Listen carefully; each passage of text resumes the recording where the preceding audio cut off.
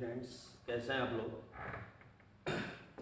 उम्मीद करते हैं कि आप लोग अच्छे होंगे, पढ़ाई भी कर रहे होंगे और आप इंतज़ार भी कर रहे होंगे कि अगला वीडियो सर कब बनाते हैं। तो आज ये सॉल्यूशन चैप्टर का लेक्चर नंबर 8 है।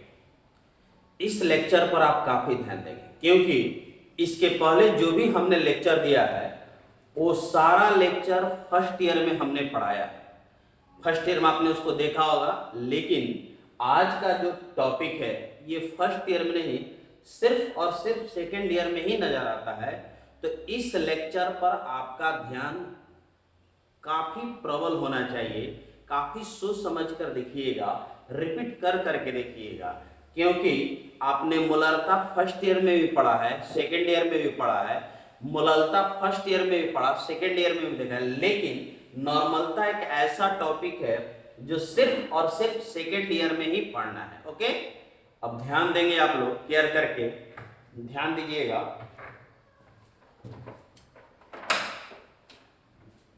देखिए, लेक्चर 7 तक आपने देखा है कि हर लेक्चर में मैंने टॉपिक को काफी सिंपल एंड डील किया है। ये ऑनलाइन क्लासेज है तो थोड़ा ऑनलाइन क्लासेज में ऐसा बताया जाता है कि आपका इंटरेस्ट जगे, लेकिन जब क्लास ओपन होगा तो इसको और डेवलप किया जाएगा। इसमें बहुत सारे क्वेश्चंस बनेंगे, बहुत सारे कुछ होंगे बहुत, लेकिन फिलहाल लॉकडाउन के कारण आप घर पर बैठे हैं और आपको इस तरह से बताया जा रहा है कि अगर आगे क्लास खुलता है थोड़ा स्पीड में भी बताया जाएगा तो आप समझ सकते हैं और आसानी से समझ सकते हैं, इसलिए इसमें लापरवाही आप न दिखाएंगे। देखिए, गौर कीजिए, आते हैं नॉर्मलता। नॉर्मलता को अंग्रेजी में कहा जाता है normality, that's will be denoted by N. ठीक है, डिफिनीशन कभी लिखने के लिए आता नहीं है। डिफिनीशन को आप पढ़ सकते हैं, समझ सकते हैं, बहुत सारे टाइप का डिफिनीशन होता है ना। डिफिनीशन का बहुत सारे रूप होते हैं, जैसे आप चाहे वैसे डिफाइन कर सकते हैं। सिंपल डिफिनीशन क्या है कि 1 लीटर, 1 लीटर बिलियन में उपस्थित विलेय का ग्राम तुल्यांकी उस बिलियन का नॉर्मलता कहलाता है। ये सिंपल डिफिनीशन है। और नहीं तो डिफाइन ऐसे भी कर सकते हैं आप, ध्यान दीजिएगा कि किसी बिलियन में विलेय का ग्राम तुल्यांकी का प्रति बिलियन का आयतन लीटर में नॉर्मलता कहलाता है, या अंग्रेजी में gram equivalent of any solid dissolved in 1 litre of any solution is known as normality. तो आप जैसे भी डिफिनीशन याद करें, कोई प्रॉब्लम होने वाला नहीं है कि 1 लीटर बिलियन में उपस्थित विलेय का ग्राम तुल्यांकी उस बिलियन का नॉर्मलता कहलाता है। अब थोड़ा आइए फॉर्मूला पर। नॉर्मलता एन से तो सूचित किया जाता है, फॉर्मूला देखिए क्या होता है, विलेय का ग्राम तुल्यांकी बटा बिलियन का आयतन, कोई भी मात्रक हो, लेकिन यहां के लिए किस में होना चाहिए, लीटर। अब थोड़ा मोलरता याद कीजिए, देखिए अंतर क्या है। मोलरता में याद होगा आपको, मोलरता विलेय की मोलों की संख्या बटा बिलियन का आयतन लीटर में, यानी नीचे का पार्ट सेम है, लेकिन यहां आ गया विलेय का ग्राम तुल्यांकी। और जहां तक मेरी नॉलेज है कि आप अभी तक ग्राम तुल्यांकी के बारे में जानते नहीं हो। मूल आया था तो मूल तो आप जानते हैं कि अगर मूल की संख्या निकालना है तो दिया हुआ भार बटा अणु भार, लेकिन अब यहां पर आ गया क्या, विलेय का ग्राम तुल्यांकी, जो आपके नॉलेज में नहीं है। तो अब पहले सीखेंगे, नॉर्मलता तो बहुत दूर की बात है, पहले सीखेंगे कि आखिर विलेय का ग्राम तुल्यांकी कैसे निकलेगा, क्योंकि एक पक्ष को कंप्लीट करने के लिए पहला पक्ष क्लियर होना चाहिए। बिना उसकी क्लियर आप कोई भाग सिखाने चलता है, उसको गुणा जोड़ घटाव नहीं आता है तो भाग सिखाना मजाक के बराबर होगा, वो सीख कर भी ना सीखने के बराबर है। इसलिए पहले विलेय का ग्राम तुल्यांकी को देखेंगे। अब गौर कीजिएगा, इसका मात्रक, तो मात्रक देखिए ऊपर में ग्राम तुल्यांकी, बहुत लोग लिख देते हैं ग्राम तुल्यांकी भार, कभी ऐसा मिस मत कीजिएगा। ग्राम तुल्यांकी, तो ग्राम को that's will be denoted bye GM, और तुल्यांकी का अंग्रेजी होता है इक्विवेलेंट, शॉर्टली ईक्यू। ये ईक्यू है, आपको समझ में नहीं आ पा रहा, देखिए ई और क्यू है ना, ग्राम इक्यू पर लीटर या ग्राम इक्यू लीटर का इनवर्स, क्योंकि लीटर ऊपर जाकर इनवर्स हो जाएगा, या कैपिटल एन से भी डिनोट कर सकते हैं। अब गौर फरमाइएगा, कि मेरा प्रश्न था कि हम बिलियन का आयतन जानते हैं, अगर हमसे नॉर्मलता पूछेगा तो विलेय का ग्राम तुल्यांकी जब तक आप निकालिएगा नहीं तब तक आप मुड़ी पटक दीजिए, नाक रगड़ दीजिए, लेकिन आपसे नॉर्मलता कभी निकल नहीं सकता है। तो उस टर्म में ग्राम तुल्यांकी निकालने के लिए पहले देखिए क्या करेंगे। इसके लिए फॉर्मूला होता है कि दिया हुआ भार बटा तुल्यांकी भार। अब थोड़ा रास्ता आसान हुआ क्या कि विलेय का ग्राम तुल्यांकी निकालना है तो दिया हुआ भार तो दिया रहेगा, हमेशा क्वेश्चन में दिया रहेगा, और दिया हुआ भार जब भी होना चाहिए तो ग्राम में। ठीक है, ये तो पक्का हो गया कि ग्राम में। अब आ गया फिर एगो समस्या, क्या, तुल्यांकी भार, कि भाई तुल्यांकी भार कैसे निकलेंगे। देखिए समस्या पर समस्या आ रहा है कि ग्राम तुल्यांकी, अब ग्राम तुल्यांकी का जब हमने फॉर्मूला लिखा तो दिया हुआ भार बटा तुल्यांकी भार, फिर मन में प्रश्न आ जाएगा कि सर तुल्यांकी भार कैसे निकालेंगे। तो तुल्यांकी भार दैट्स इंग्लिश में कहा जाता है इक्विवेलेंट वेट। अब देखिए इसके लिए तीन फॉर्मूला है ना, मुख्य रूप से पदार्थ तीन ही होते हैं, तीन फॉर्मूला है। एक है अणुभार, तब मन में आ गया होगा कि अणुभार किसका निकाला जाता है, यौगिक का। तो अणुभार बटा n गुणांक, तो मन में आ रहा होगा कि सर n गुणांक कैसे निकलेगा, तो मैं क्वेश्चन में बताऊंगा, आपको घबराने की कोई आवश्यकता नहीं है। यौगिक के लिए अणुभार बटा n गुणांक, ये फॉर्मूला लगाएंगे ओनली यौगिक के लिए। फिर तुल्यांकी भार अगर कभी तत्व का निकालना होगा तो परमाणु भार तो जानते हैं, जैसे सोडियम का 23 होता है, मैग्नीशियम का 24 होता है, सिलिकॉन का 28 होता है, दैट्स अप्रोक्सीमेटली वैल्यू होता है। तो ये परमाणु भार बटा संयोजकता, संयोजकता के बारे में भी हमने बताया और आप जानते भी हैं, ये तत्व के लिए। और तुल्यांकी भार बराबर होता है क्या, आयनिक भार, यहाँ आवेश का आंशिक मान, ये सिर्फ आयन के लिए है। और आप आयन पढ़े हैं कि आयन उसको कहेंगे कि ऐसा परमाणु या परमाणुओं का समूह जिस पर आवेशों का धन आवेश या ऋण आवेश, यानी पॉजिटिव हो या निगेटिव, वैसे को हम लोग कहते हैं आयन। जैसे जो भी प्लस हो सबको आयन कहा जाता है। जैसे यौगिक में आपका हो जाएगा, अगर आप कहिएगा ये आपका MgSO4 क्या है, यौगिक है, तो अगर खाली Mg लिखिएगा तो ये तत्व है। Mg के ऊपर अगर डबल प्लस दिया है, कोई भी प्लस 1 2 3 से मतलब नहीं है, चार्ज दिया है, आवेश दिया है, तो ये मेरा आयन हो गया, ये तत्व हुआ और ये यौगिक हुआ। ओके, तो अब नॉर्मलता हमें निकालना है, तो ये चीज होना चाहिए। तो केवल फॉर्मूला देखने से, डिफिनीशन देखने से क्वेश्चन कभी बनते नहीं है। अब क्वेश्चन की ओर बढ़ते हैं कि आखिर इस पर क्वेश्चन कैसे बनेंगे, तो थोड़ा ध्यान दीजिएगा। मैं एक क्वेश्चन टच कर रहा हूं, मैं उम्मीद करता हूं कि आपको समझ में आएगा।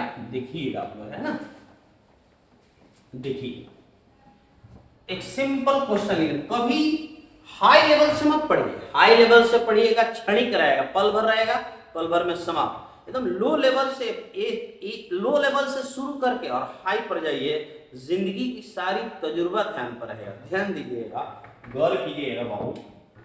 एक क्वेश्चन है न्यूमेरिकल, है ना। क्वेश्चन देखिए क्या है कि यदि 120 ग्राम NaOH, एकदम सिंपल क्वेश्चन, 120 ग्राम NaOH 4 लीटर बिलियन में घोलित है तो इस बिलियन की नॉर्मलता प्राप्त करें, इस बिलियन की नॉर्मलता प्राप्त। ये मेरा एक न्यूमेरिकल क्वेश्चन है। ऐसा ऑब्जेक्टिव भी आ सकता है, सब्जेक्टिव भी आ सकता है, जो आए बन जाएगा। ऑब्जेक्टिव कुछ होता नहीं है, ऑब्जेक्टिव और सब्जेक्टिव में अंतर बता रहे हैं। ऑब्जेक्टिव में 4 क्वेश्चन आंसर दिया रहता है, चुनना होता है, और सब्जेक्टिव आप स्वतंत्र होते हैं, आंसर निकालना होता है। तो ऑब्जेक्टिव सब्जेक्टिव के चक्कर में मत रहिएगा कि ये सब्जेक्टिव ऑब्जेक्टिव। अगर क्वेश्चन बनाने आ रहा है तो ऑब्जेक्टिव भी आएगा, क्वेश्चन नहीं बनाने आ रहा है तो सब्जेक्टिव भी आएगा।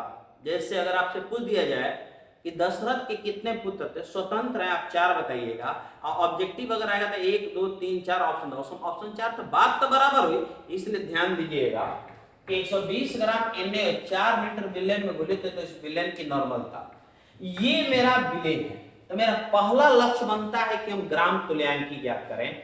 देखिए क्वेश्चन में दिया है 120 ग्राम NaOH, कितना विलेन में, 4 लीटर। देखिएगा मैं गौर करके देखिएगा, पूरी बात मैं डील करूंगा। यहां दिया हुआ भार है, दिया हुआ भार है, क्वेश्चन में दिया हुआ भार कितना है बाबू, 120 ग्राम। देख रहे हैं सभी लोग, 120 ग्राम दिया हुआ भार है। अब पहले हमें निकालना होगा तुल्यांकी भार। ध्यान दीजिएगा, मैं एक स्टेप लिख रहा हूं, है ना, कि पहले आपको निकालना पड़ेगा तुल्यांकी भार। ठीक है, तुल्यांकी भार के बाद निकालना होगा ग्राम तुल्यांकी, और ग्राम तुल्यांकी के बाद अंतिम में आपको प्राप्त करना होगा नॉर्मलता। ठीक है, अब चलिए देखिए, ये 3 स्टेप में करिएगा तब आपको नॉर्मलता मिलेगा। तो हम पहले निकालते हैं तुल्यांकी भार। तो देखिए NaOH यौगिक है, ये तो पक्का हो गया, दैट्स ऑफ सोडियम हाइड्रोक्साइड, ये यौगिक है। तो इसको निकालने के लिए पहले NaOH को तोड़िए, NaOH। तो तोड़ने के लिए तो मैंने बताया है कि सोडियम धातु होता है और धातुओं पर हमेशा प्लस चार्ज होता है। सोडियम की संयोजकता 1 होती है। अगर आप इसे तोड़ते हैं तो Na प्लस आप प्लस OH का माइनस, ये है धनायन और ये है ऋणायन। जितना प्लस चार्ज होता है, ध्यान दीजिएगा, ये Na के ऊपर प्लस है, ये प्लस दोनों का कनेक्टिव पॉइंट है। तो एक प्लस है एक माइनस है, तो जितना प्लस होता है उतना ही माइनस। तो यहाँ N गुणांक का मान हो गया कितना, 1। अगर 2 प्लस होता तो 2, 3 प्लस होता तो 3, जितना प्लस उतना ही माइनस। ऐसा कभी नहीं होगा कि 2 प्लस और 1 माइनस, ऐसा कभी नहीं हो सकता है। तो n गुणांक का वैल्यू 1 हो गया। ध्यान दीजिएगा, गौर फरमाइएगा। अब यहां से फाउंड कर लेंगे पहले क्या, तो तुल्यांकी भार। तो तुल्यांकी भार बराबर फॉर्मूला क्या होता है, तनी गौर करिएगा कि दिया हुआ भार कितना है। देखिए तुल्यांकी भार बराबर यौगिक के लिए अणु भार होता है ना, तो अणु भार आपका कितना होगा। देखिए सोडियम का आप जानते हैं परमाणु भार 23 प्लस 16 प्लस 1, ऐड करेंगे 40। तो दिया हुआ भार हो गया क्या, 40। और इसका n गुणांक का मान कितना होगा, 1। 40/1 करेंगे तो 40। मेरा एक काम हो गया क्या, तुल्यांकी भार। अब ध्यान दीजिए, एक काम हो गया तुल्यांकी भार। अब हम चलते हैं, अब ये मत सोचिएगा कि इसका अणु भार तुल्यांकी भार बराबर, ये हो गया तो हो गया, तुल्यांकी भार निकल गया। अब हम स्टेप बनाएंगे क्या, ग्राम तुल्यांकी। तो ग्राम तुल्यांकी बराबर फॉर्मूला होता है, देखिए ग्राम तुल्यांकी, तो दिया हुआ भार, तो दिया हुआ भार है आपके पास कितना, 120, और हमारा तुल्यांकी भार हो गया कितना, 40। कट जाएगा, ये आ गया क्या, 3, यानी ग्राम तुल्यांकी आ गया कितना, 3 ग्राम इक्विवेलेंट हो गया ग्राम तुल्यांकी। अब यहां से हम फाउंड कर लेंगे क्या, नॉर्मलता। तो नॉर्मलता बराबर होता है विलेय का ग्राम तुल्यांकी। तो विलेय का ग्राम तुल्यांकी कितना है, 3 ग्राम इक्विवेलेंट अब बटा विलयन का आयतन लीटर में। तो विलयन का आयतन कितना दिया है, 4 लीटर, तो बटा 4 लीटर कर देंगे। अब ये हो जाएगा, गौर करिएगा, 3/4, तो कटाइएगा तो क्या होगा, 4 7 28, 4 5 20, और यूनिट हो जाएगा क्या, ग्राम इक्विवेलेंट पर लीटर। आंसर चाहे 0.75 ग्राम इक्विवेलेंट लीटर का इनवर्स या 0.75 n, आपकी मर्जी जिसे लिखना चाहें उसे लिख सकते हैं, बाकी डिमांडिंग को चेक करना चाहिए। तो मैं उम्मीद करता हूं क्वेश्चन आपको समझ में आएगा। फिर से एक बार रिव्यू कर लेते हैं। ये क्वेश्चन हमने देखा, हमने गिवन लिखा, दिया हुआ भार 120 ग्राम है और हमें नॉर्मलता निकालना है। तो नॉर्मलता के लिए पहला पॉइंट क्या है कि आपको ग्राम तुल्यांक निकालना होगा। ग्राम तुल्यांकी से पहले निकालना होगा तुल्यांक। मैंने एक स्टेप लिखा है कि पहले तुल्यांकी भार, फिर ग्राम तुल्यांकी, फिर जाके नॉर्मलता। तो ये हमारा ग्राम तुल्यांकी भार निकालने के पहले NaOH को तोड़ेंगे, कोई भी यौगिक होगा तोड़ेंगे। तो तोड़े तो आया Na प्लस OH का माइनस n गुणांक का मान, अगर 2 प्लस होता तो 2। तुल्यांकी भार बराबर अणु भार बटा n गुणांक NaOH का अणु भार 40 बटा 1 40 हो गया। ग्राम तुल्यांकी अगर दिया हुआ भार बटा तुल्यांकी भार 3 आ गया। नॉर्मलता इतना आ गया, इतना पॉइंट है। पुलिस समझ में आया कि नहीं है? तो ये एक सिंपल क्वेश्चन हुआ, इसका और भी टर्म बनेगा। एक और क्वेश्चन देख लीजिए, अब थोड़ा ध्यान दीजिएगा। एक और क्वेश्चन से आपकी पूरी बात क्लियर हो जाएगी। मान लीजिए अगला क्वेश्चन है मान लीजिए कि 100 ग्राम MgSO4 500 ml विलयन में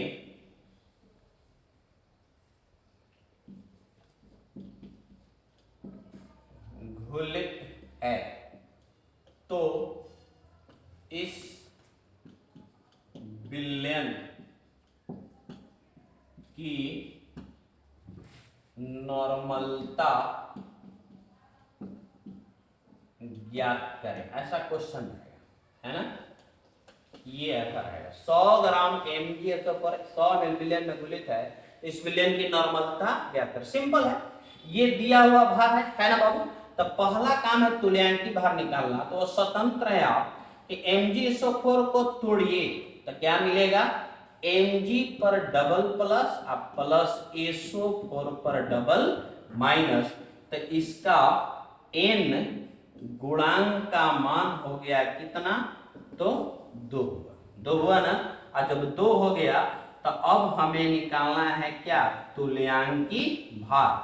तो तुल्यांकी भार निकालने चलिएगा, देखिएगा ध्यान से। तो पहले तुल्यांकी भार निकालना है तो आपको क्या करना होगा? अणु भार निकालना होगा। तो मैग्नीशियम का परमाणु भार कितना होता है? 24। सल्फर का परमाणु भार 32 और ऑक्सीजन का 16। तो 16 चौके कितना होता है बाबू? 64। ऐड कीजिएगा कितना है? 120। तो 120 अब बटा n गुणांक हो गया 2। कट करिएगा कितना आ गया? 60। यानी तुल्यांकी भार आ गया 60। अब डायरेक्ट निकाल लीजिए नॉर्मलता, अब टेंशन क्या लेना है। तो नॉर्मलता बराबर होता है क्या? विलेय का ग्राम तुल्यांकी। तो विलेय का ग्राम तुल्यांकी बराबर फॉर्मूला क्या होता है?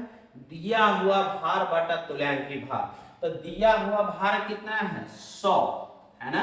अब बटा तुल्यांकी भार कितना है? 60। और यही टर्म हो गया आपका ग्राम तुल्यांकी। दिया हुआ भार मतलब अलग से अगर आप निकालना चाहते हैं तो देखिए अलग से निकाल कर मैं बता दे रहा हूँ, अब मत घबराइए। एक ही जगह नहीं, ग्राम तुल्यांकी अगर निकालना होता था क्या करते हैं कि दिया हुआ भार 120 अब बटा तुल्यांकी भार कितना हुआ? 60। नहीं हो गया? अब बटा विलयन है तो लीटर में, तो यहाँ 500 ml दिया है तो ml को लीटर में बदलने के लिए 1000 से भाग देते हैं। तो 500 बेसिक हमेशा कंप्लीट रखे, नहीं रखी। देखिए बेसिक है कि ml को लीटर में बदलने के लिए 1000 से भाग दिया जाता है। अगर ये नहीं रहेगा तो जाकर भी आप कुछ नहीं कर सकते हैं। तो 500 अब बटा में 1000। अब देखिए मैं कट कर रहा हूँ, ये 2 बार में जाएगा, कट भी आना चाहिए। ये कट जाएगा, ये 2 5 10, ये 2 3 6। तो ऊपर में हो गया 5 बटा 3। और देखिए 1 बटा 2, तो 2 ऊपर चल जाएगा, 1 नीचे आएगा, पलट जाएगा। 5 दूनी का 10 बटा 3 करिएगा तो 3.33 और यूनिट हो जाएगा ग्राम इक्विवेलेंट पर लीटर। सही है? तो ये दो एक साधारण क्वेश्चन हुआ इस बात को समझने के लिए कि बिल्कुल यही काम कर रहे हैं। इसमें बहुत सारे क्वेश्चन रहता है, तो कुछ भी रहे, कुछ भी क्वेश्चन रहे, रास्ता यही है थोड़ा सा का परिवर्तन होता है, कोई रास्ता घूम कर जाता है, कोई रास्ता सीधे जाता है, मंजिल एक ही होता है, पॉइंट एक ही होता है, जंक्शन एक ही होता है।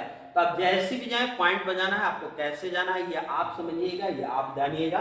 तो इसको जितना हो सके रिपीट रिपीट करके देखिएगा, है ना। कोई प्रॉब्लम किन्हीं को कोई दिक्कत होगा तो इसको तो आप मैसेज कीजिएगा, सब्सक्राइब चैनल कर लीजिए ताकि नोटिफिकेशन पहुंचे। मैं वीडियो प्रतिदिन बना रहा हूँ, अब आपके पास पहुंच रहा है नहीं पहुंच रहा है, आप यूट्यूब चैनल सब्सक्राइब कर लोगे तो शायद हमेशा पहुंचता रहेगा, बाकी आप समझ सकते हैं। ध्यान दीजिएगा, मैं बार बार कहता हूं कि इस पर नोट्स नहीं बनाना है, सिर्फ और सिर्फ रिपीट करके देखना है। जितना रिपीट करके देखिएगा